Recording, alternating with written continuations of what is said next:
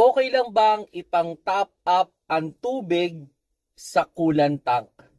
Hello mga paps, I'm Kuya Shane at may na-receive tayong question na related sa coolant.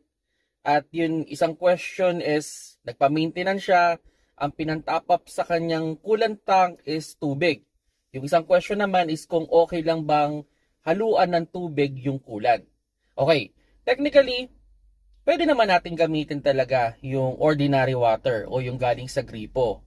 Pero yan yung pinaka last option lang natin. At pwede nyong gamitin yan kung talagang emergency na hindi available yung coolant o yung distilled water. As much as possible sana, no? Yung ipanta-top up sana natin o yung ipangahalo natin dun sa old coolant natin is yung talagang coolant. Kung ano yung kulay nun, much better, no? Although may mga coolant naman ngayon na any color, pwede mo siyang ihalo. Pero as much as possible sana, kung ano yung kulay ng coolant ninyo, yun din yung gagamitin ninyo. Then second option na lang yung distilled water. Ang pinaka last option yung tubig gripo.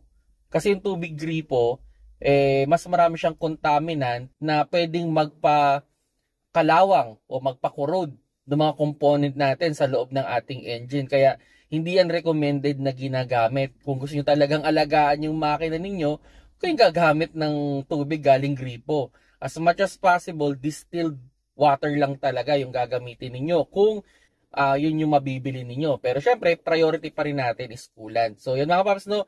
Pwede naman in case of emergency, pero that's the last option. Okay? Kung nagustuhan nyo yung video, paki-like na lang mga paps.